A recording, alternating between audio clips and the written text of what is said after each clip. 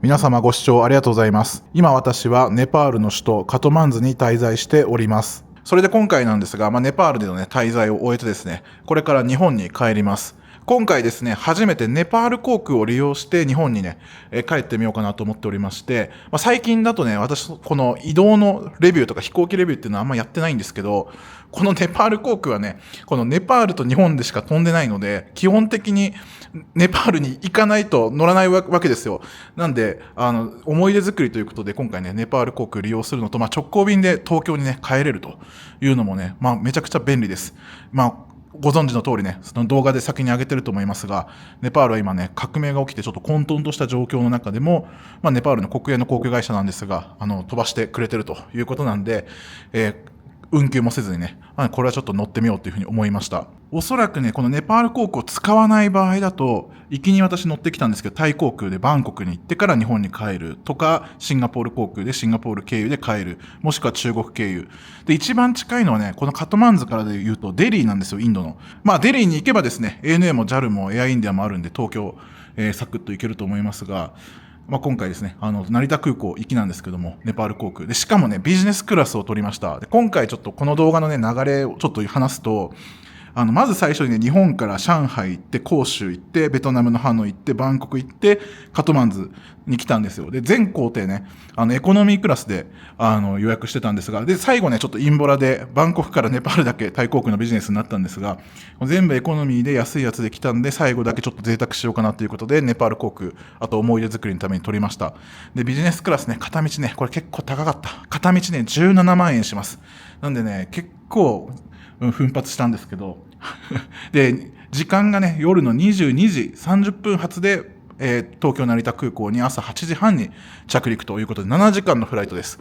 で結構長いですからね、最後ちょっと疲れてて体調も悪かったらどうしようということでビジネス取ったんですけど、こんな感じで今ちょっとダラダラ話しましたけど、はい、とりあえず今から日本に帰ります。それで今ね、私カトマンズのアロフトホテルっていうところに滞在してたんですけど、なんとね、スタッフさんめちゃくちゃいい人で、あなたのね、フライトは何時なのっていうことで夜の時間って言ったら18時、夕方の6時までね、レートチェックアウト伸ばして滞在していいよと。で、それ以降はラウンジで、ゆっくりしていいよということで言ってくれたんで、通常ね、4時までなんですよ。上級会員だとね。だけど、プラス2時間無料で、しかもスイートルームにしてくれたんですけど、はい。なんでね、めちゃくちゃいい待遇をしてくれたんですけど、ね、助かりますね。ギリギリまでホテルでゆっくり過ごしてから空港に行けるっていうのは、かなりいい。あとはね、カトマンズ空港、結構やばい空港なんで、4時間前ぐらいに行った方がいいような気がする。なんか手荷物検査とかすごいあるんですよ。空港入るのにとか。で、混んでたりするから、逆算するともうあとちょっとしたらね、空港行った方がいいかなって感じはするんで、ギリギリまで一応ホテルに行ってから空港に行こうと思います。で、シャワーも浴びて、歯磨きもしてから行きます。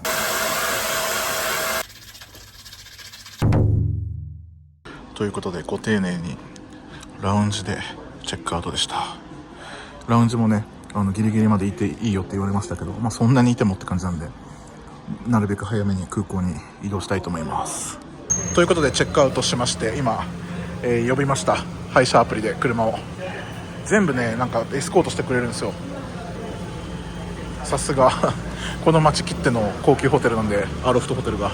すごい年季の入ったスズキのアロフトじゃなかった、アルトのスポーツですね。これ昔よく走ってましたよね、日本でもね。ありがとうございます。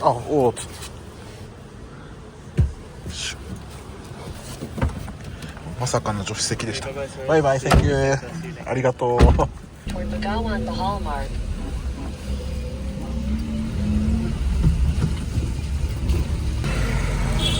すごい久しぶりにスズキの軽自動車で、しかもこれもアルトだな。このカトマンズの街には適してますね。ちっちゃくて、俺が乗るとすげえちっちゃく見えるけど、すごい運転がカオスなんで面白い。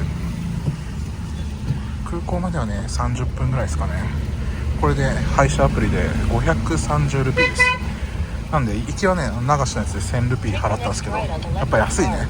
ローカル価格は半額ぐらいかもしれない。時間にもよりますね。空港からの方がね高いと思う。ただ空港からだと700ルピーぐらいかもしれない。その差が分かんないんだけど、街から乗るとちょっと安い。それでも激安ですよ。ちなみにね、窓を開けてるのは運転手がタバコ吸うからです。私も自動的に吸っていいということですよね。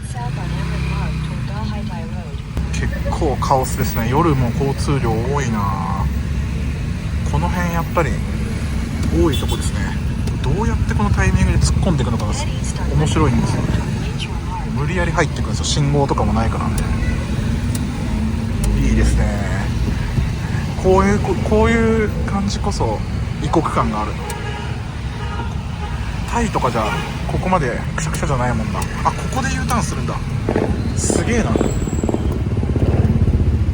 すげえわ。ここで U ターンしました。びっくり。い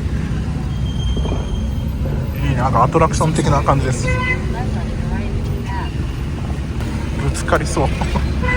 結構ね、街灯も少ないんで暗いんですよね。人が普通に横切ってるから。これもそうですよ。結構ぶつかりそう。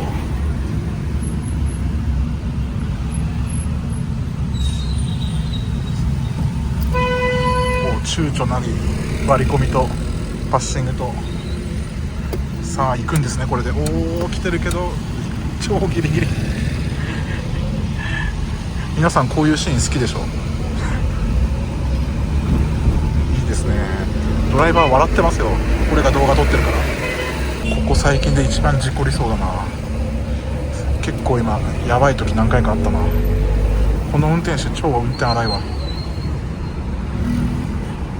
こうやって、待ってるんですけど、びっくりした。信号がないんで警察官の指示で、待ってるんですよね。こう交差点とかは止まってるとね、物声が必ず来ます。今ね来てたんですけど、ちょっと取らなかったんですけど、金をくれと結構言ってきますね。昼間歩いた時そんなことなかったけどね、夜になると出てくるんですかね。ということで空港に着きました。ということで空港着きましたけども、カオスですね。すごい人の数。これやっぱ早く来ないとダメだな。どこが入り口なんだこれも。確か空港に入るまでの保安検査がめっちゃ時間かかるはず。やばいねこれ。どこから列なのかがわからない。やばいな、久しぶりだと。これはどっから入るな。チケットとか見せないといけないパターンか。パスポートとじゃないとこの中に入れてくれないんだよね。そもそもこの人たちは出待ちだよね、乗る人じゃなくて。すげえな。匂いがやばい。もうスパイスの匂いがすごい。なんとかたどり着きました。ここでパスポートと航空券の予約のチェックがあります。ということでとりあえずチェックインフロアに入りました。ネパール航空はどこなんだろう。多分こっち、これだね。ネパールエアって書いてある。ということで今チェックイン中です。なんとか行きましたね。で今回荷物預けません。持っていきます。一応ビジネスクラスで予約してるんですけど、今エコノミーチェックインカウンターに案内されたんで、空いてるとこでやってるって感じですけど、結構ね時間かかってるね。荷物は今回預けないんですけど、自分でこれをつけろって言われて渡されました。ということでチェックインの方完了いたしました。丁寧にね手書きのラウンジのチケットを書くのに時間がかかってたみたい。なんでこんな待つんだろうと思ってたんですけど、このラウンジのチケットがなんかないみたいで、紙がないとか言って、それで待たされました。でも終わりです。これであとネパール航空 LCC じゃないんですけど、エコノミーの人7キロしかダメなんですよ。でめちゃくちゃみんな荷物多いじゃないですか。結構厳しめに測ってて、で自分今回ビジネスなんで確か30キロだか40キロで荷物も2つまで OK なんですけど、なんか20キロまでだとか言われて、でリュックとスーツケース合わせたら20キロ超えてたんですよね。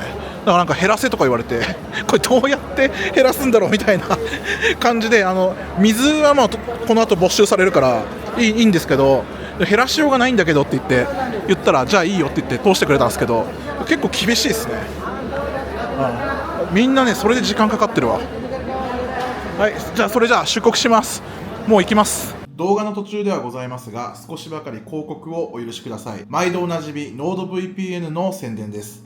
現在 NordVPN ではキャンペーンを行っております。今回はですね、なんとスペシャルなキャンペーンで、この動画の概要欄にあります専用リンクから私のチャンネルのクーポンコードを活用していただいて、12月の10日までに2年間プラン以上をご契約された方に、なんと今回は大幅割引プラス5ヶ月延長というキャンペーンを行っております。非常にお得なキャンペーンですので、皆さんぜひご活用ください。ということで、今私はね、日本にいてどこにいるのかっていうと、静岡県の伊豆高原に来ております。温泉旅館でね、今はね、ゆっくり過ごしてるんですが、久しぶりの日本をね、今満喫しております。今年もね、残すところあと少しになってきたんですけども、まだまだね、海外旅行、海外でのね、撮影っていうのは私はしていくんですが、皆さんもですね、年末年始、海外旅行行かれる方、今年はね、もっともっと去年よりも増えると言われております。私のチャンネルでも何度も言ってて恐縮なんですけども、海外旅行、海外出張行かれる方はですね、ぜひ NordVPN を活用してほしいんですよね。普段で出先でカフェとかレストランとか、あとね、空港、駅とかホテルとか、ショッピングモールとかで様々なね、フリー Wi-Fi を使ってインターネットをね、楽しんだり仕事をされたりっていう方もね、非常に多いと思うんですけども、特に海外の場合ですね、フリー Wi-Fi にアクセスした時に、自分のね、大事な個人情報を第三者に盗み見されて悪用されてしまうっていうね、犯罪行為が非常に多く起きております。そういった時にセキュリティ対策の一つとして、NordVPN を利用していただき、インターネット、特に Wi-Fi を接続するときに VPN をかますことによって盗み見されて悪用される確率を大幅に下げることができます。具体的に言うと、自分のね、クレジットカードの番号、暗証番号とか、あと銀行口座の番号とか、その他のロックを解除する番号とかっていうのを Wi-Fi にね、接続しているときに全部データを取られてですね、それを元に悪用されて、身に覚えのない決済がされていたりとか、口座がね、悪用されてしまうというね、犯罪行為が起きております。そういったことを防ぐためにですね、NordVPN を活用することで未然に防ぐこともできますし、あとは VPN はセキュリティ対策以外にもですね、海外でのインターネットの利用にも非常に役に立ちます。日本以外で日本と同じようにサブスクのサービスをね、利用したいっていう人も VPN を海外にいるときに日本のVPN で設定していただければ、日本にいるときと同じように使うこともできたり、あとは逆に日本にいながら海外のサービスを利用するということで、ね、活用することもできますので、NordVPN 非常におすすめです。そして NordVPN はいろんなね、VPN のサービスの会社あるんですけども、業界最速の速度を誇っております。なので VPN をかましたときにインターネットの速度が落ちますよとかそういう話は結構あったりするんですけども、NordVPN に関してはですね、問題なく通常通りサクサクね、動画を見たりゲームをやったりっていうのはできますので、それは体感的に体験できると思いますので、NordVPN を私は推しております。あとはですね、コストパフォーマンスにすごい優れておりまして、1アカウントあればね、最大10台のデバイスと接続して使うことができるので、10人家族以上であればちょっと無理なんですけども、10人までカバーできるので、友達とかの旅行でもね、1人が契約してればみんなカバーできるんで、割り勘とかしてね、コスパよく使うこともできます。あとはですね、VPN の設定方法なんですけども、非常にめんどくさくてね、わかんないよって方もおられるんですが、NordVPN は非常に簡単です。ワンクリックコネクトといってアカウントさえ用意していただければですね、ワンクリックで VPN を接続した状態になりますので、難しい設定とかは必要ありません。今回ですね、NordVPN さん、今年の12月の10日までに2年間プラン以上契約してくれたらですね、5ヶ月も延長で無料で使うことができますので、非常にお得なサービスとなっております。詳しくはですね、概要欄にあります専用リンクから私のね、チャンネルクーポンコードを活用していただいて、2年間プラン以上、これを使うと大幅割引プラス5ヶ月延長というね、スペシャル特典を受けることができますので、冒頭も言いましたけど、年末年始海外旅行と行かれる方です。まだね、VPN 使ったことがないとかね、どうしようって思ってる人は NordVPN が一番いいと思って皆さんやっていただければと思います。これで広告は終わりです。本編に戻ります。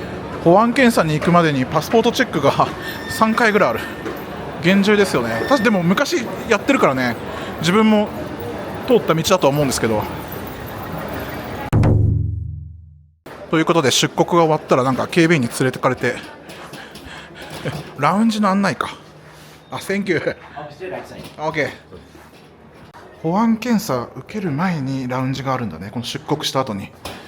でいちいち親切だからよくわかんない状態で行くとただ案内してくれてるだけっていう感じで、人の良さがすごいですね。ここも来たことあるわ。ラディソンホテルがやってるやつだ。PP でも入れるラウンジですね。見覚えもありますけど、ここのラウンジタバコ吸えます。素晴らしい。タバコが吸えるゾーンとダイニングゾーンで分かれてる。で食べ物はね結構美味しかったイメージがある。今めっちゃお腹空いてるんだよね。いっぱいあるね。スタッフが超絶みんな親切なんで愛想いいし、でなんかやってくれるんですよね。うまそう。ラウンジの中はなんかレトロな昭和の喫茶店みたいな感じでいいですね。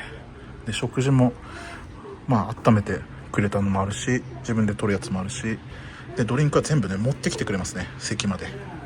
でこちらがスモーキングルームなってます。で人全然いないんで最高ですね。あと皆さんが優しいのがいいですね。多分ね機内食は到着前ぐらいなような気がする。選べるのかもしれないですけど、今日私はねホテルの朝ごはん食べて以来何も食べずに、もう今この時間なんでめっちゃお腹空いてるんですよね。今ちょっとだいぶがっつり持ってきました。ほうれん草の、と豆のカレーとなんか焼きそばみたいなやつで、これは魚とチキンのなんか揚げたやつですね。はい、食べます今回は。それじゃあいただきます。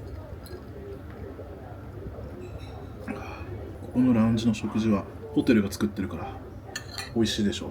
確か美味しかった気がする。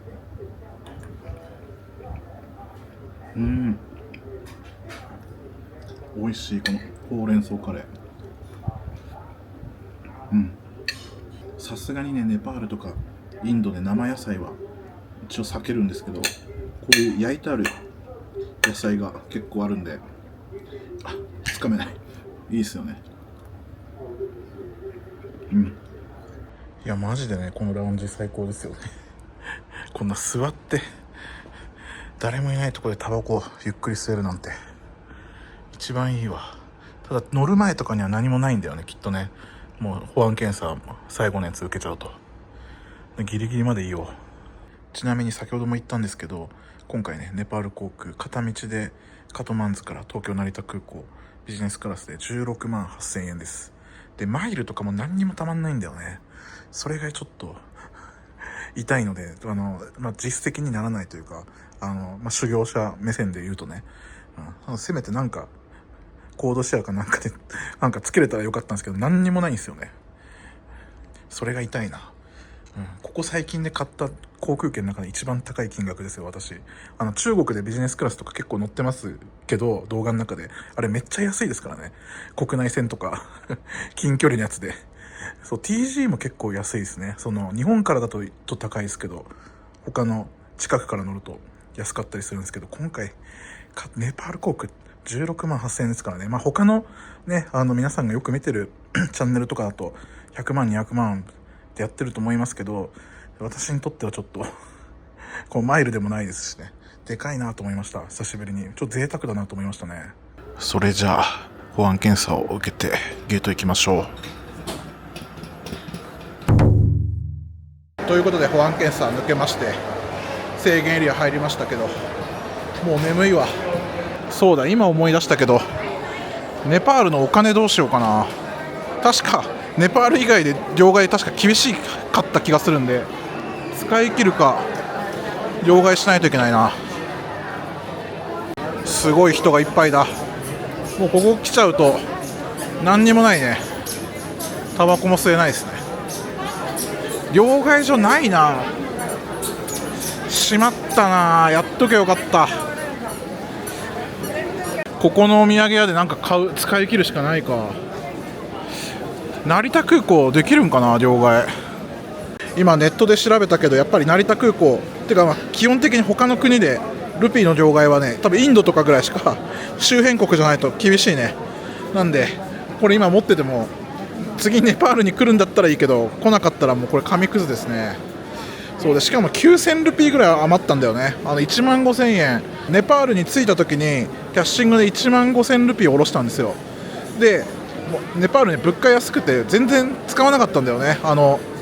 配車タクシーとかさ、売却は現金で払ってたけど、カフェでコーヒー飲んでも400円とかだし、食事も1000円いかないしでしかもカジノで5000ルピー買ったから、そう現金全然減ってない。あと9600ルピーぐらいある。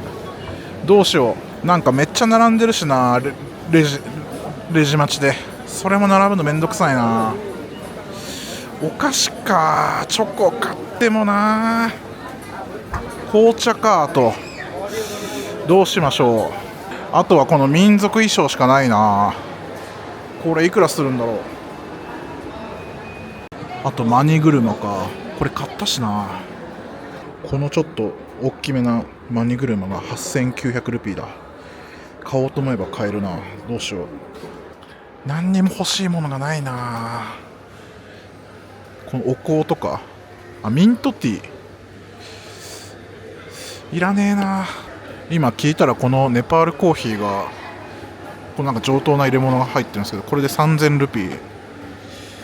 あと紅茶がこの1箱500ルピーだから、紅茶だったら9箱ぐらい買える。いらないな。すげえ並んでるな。しょうがない、並んで適当になんか買います。とりあえずちょっと高級そうな紅茶を買いました。4箱ぐらい木箱のやつを買ったんですけど、これで6000円、6000ルピーか。まだ余ってますね。微力ながら少しでもネパールの経済に貢献しようかな。もう全部使おう。とりあえずコーヒーとコーヒー豆ですね、水買いました。それでもまだ余ってるけど、もう並ぶのめんどくさいんでこれで終わりにしましょう。もうこれで完全にやることなくなったんですけど、多分遅延ですね。ネパール航空なんか悪名高いですよね。遅延率すごい高かったり欠航率高いんで、まあ予想はしてたけど。でね、喫煙所あったわ。喫煙所ありますね。そういえばなんかあった気がするわ。3年前のことあんまもう思い出せないな。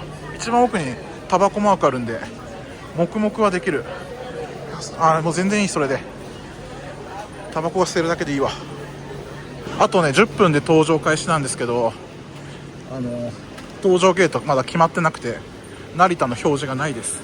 表示はあるけどね、ゴーサインがないんで、ここで時間潰しましょう。それでもう搭乗時刻は過ぎたんですけど、アナウンスも表示もないですね。多分遅延ですね。遅延の連絡もないです。そんな感じです。待ちましょう。ということで今放送がかかりました。何時間か遅延するかなと思ってビビってたんですけど、30分ぐらいの遅れで今決まりましたんで、よかったよかった。もうめっちゃ並んでるわ。ビジネスクラスは並ばなくてよかったわ。よかった。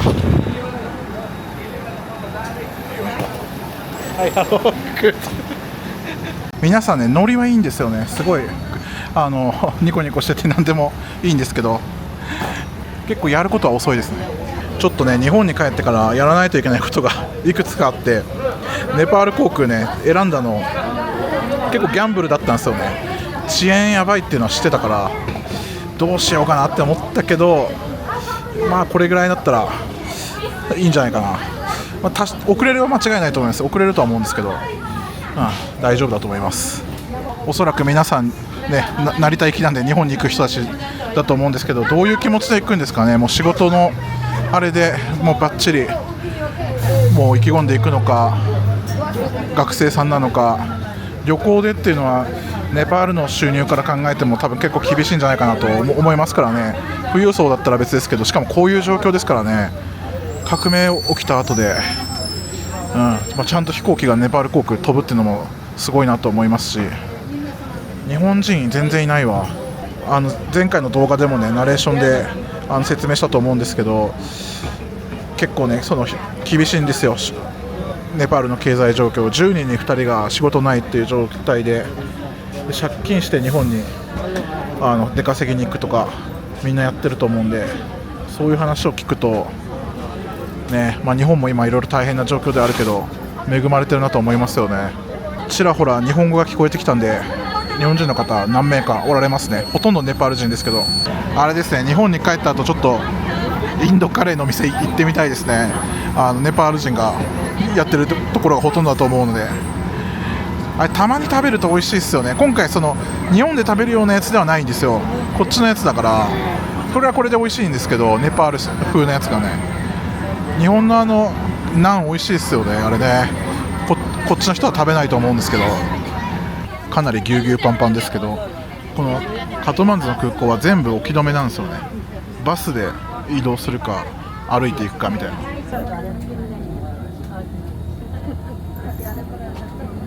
皆さんかなり賑やかなんで、多分飛行機乗ったら特にエコノミーとかすごそうですね。ずっと皆さん喋ってそうですね。ビジネスもその可能性ありますね。でも多分少ない気がするんだよな、ビジネス。ガラガラっぽいイメージがありますけどね。今日のチェックインの時なんかそんなこと言ってました。今回機材はエアバスの330ですね。置き止めで330だと大きく感じますよね。すごいでかく感じる。全然ね搭乗が開始しないんですけど、なんか燃料を入れてるから乗れないらしいです。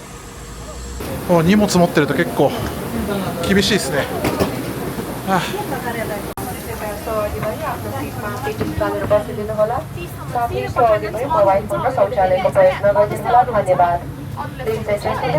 このおばさんがね遅いんですよ。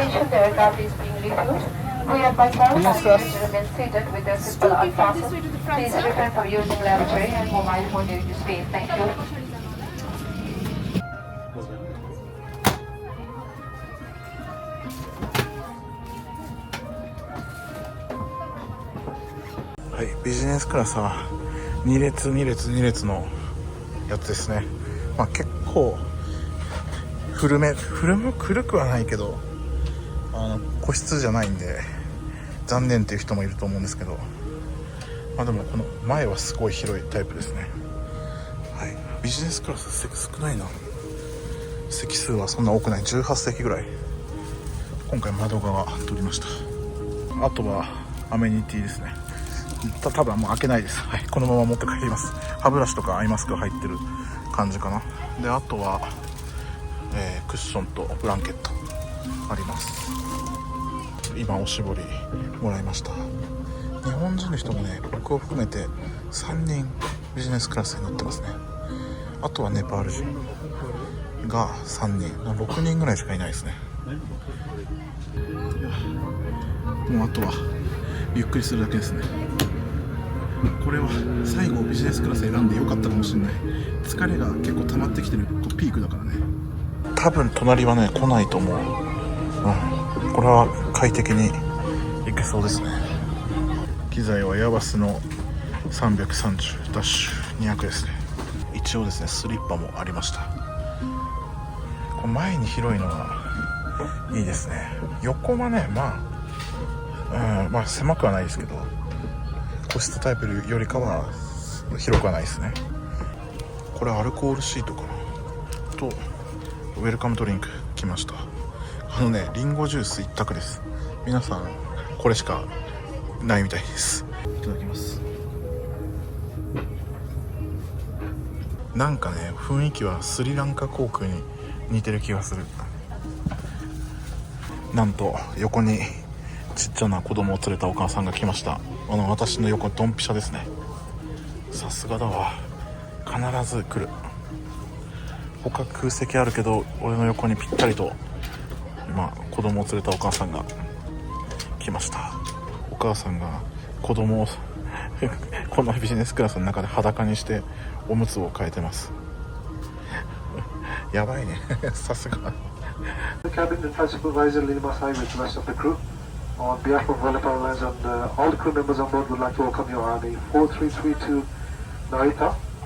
Our flight time will be approximately 7 hours and 5 minutes subject to arrival at Narita.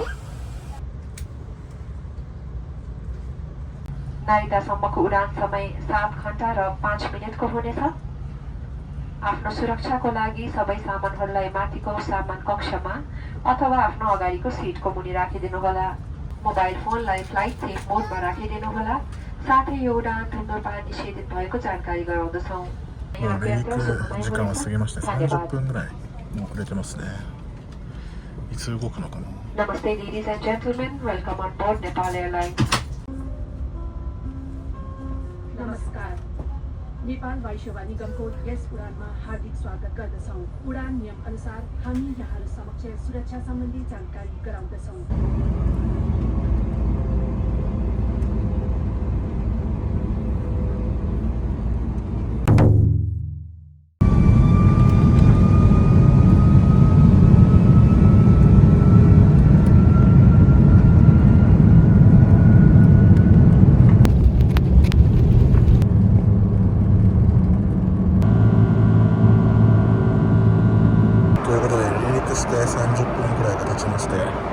すぐに機内サービスが始まりました。ディナーと朝食2回あるみたいですね。メニューが両方ともチキンでした。チキンヌードルかチキンフライドライスだったんで、両方チキンしかないです。すいません、もう今めっちゃ眠くて頭回っておりません。機内食の映像をちょっと撮って、食べてもうすぐ寝たいと思います。まず最初にネパール航空のピーナッツが出てきました。それで飲み物は男は黙って炭酸水を頼みました。やばい、もう意識飛びそうなぐらい眠いです。ということで機内食来ました。メインの何でしたっけ、チキンフライドライスはまだ来てないんですけど、一応なんかスターターという感じで渡されまして、これもチキンだね。チキンばっかだ。はい。であとパンですね。パンあったかいです。これはクラッカーと何なんだこれは。暗くてよくわかんない。デーツかな。なんかサラダみたいなやつです。であともうこれデザートですね。甘そうなケーキです。これ同じものですかね。デーツです。このなんかサラダチキンみたいなやつですね。パサパサで味があんまない感じです。あとはデーツ、これも味はないし、独特の匂いと、微妙です。美味しくないです、はっきり言うと予想通りというか、しょうがないよね。選択肢がもう両方ともネパール料理っていうのと、両方ともチキンでメインがで、さらにサラダもチキンっていう、そういうことですよね。もうちょっと改善する点がありそうな気がしますけど、とにかく横になって寝れるというのがメリットが大きいんで、食事はラウンジで食べましたしね。はい、ちょっと残念ですね。それでこちらがメインのチキンライス。って感じですね。はい、ちょっと食べてみましょう。それで食べてみましたけど、要はカレーですね。チキンのカレーの横にピラフがあるみたいな感じですけど、カレーがね、思った以上に辛いです。すごい辛い。でピラフはね、味がほぼついてません。これと混ぜてちょうどいいぐらいのやつなのかもしれない。はい、でもちょっともう食べれないです。はい、もうこれでちょっと下げてもらって一旦寝ようと思います。ということで、それでは寝ます。あと6時間ぐらいのフライトですね。おやすみなさい。おはようございます。あれから5、6時間経ちましたかね。まもなく、成田空港ですね。爆睡できました。最後もう一度、食事があります。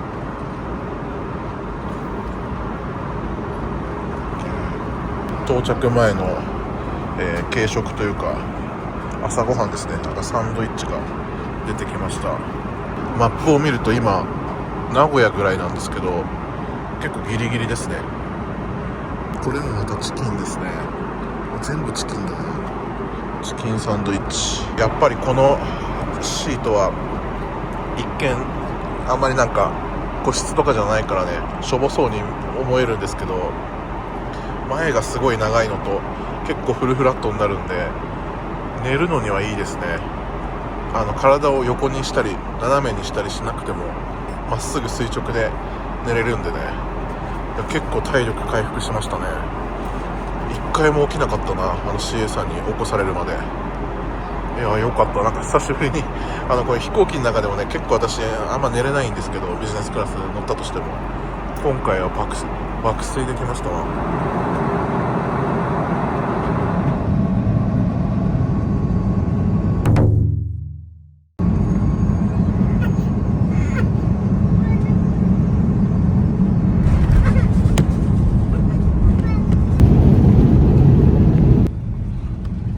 成田空港到着しました。定刻のね、1時間以上遅れてます。8時半到着予定だったんで、だいぶ遅延しましたね。1時間ぐらいなら許容範囲か。नारिता अन्तर्राष्ट्रिय विमानस्थलमा अवतरण गरेका छौँ। स्थानीय समयअनुसार बिहानको 9:40 गएको छ र बाहिरको तापक्रम 25 डिग्री सेल्सियस छ। とりあえず2週間ぶりぐらいの日本ですね。成田空港に到着っていうのは久しぶりかもしれないですね。成田から出発するときはあるんですけど、あともうずっと子供がぐずってて大変でした。ビジネスクラスで子供が乗るのどうかなと思いますけどね。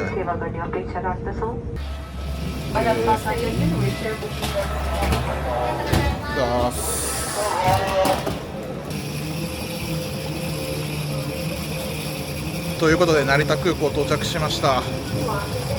日本の匂いで安心しますね。ネパール航空でネパールに行くときにこの直行便は楽ですね。やっぱり夜の乗り継ぎだときついですからね。さっきも言ったけど1回も起きずに爆睡できたのは大きかったな。いやー助かった。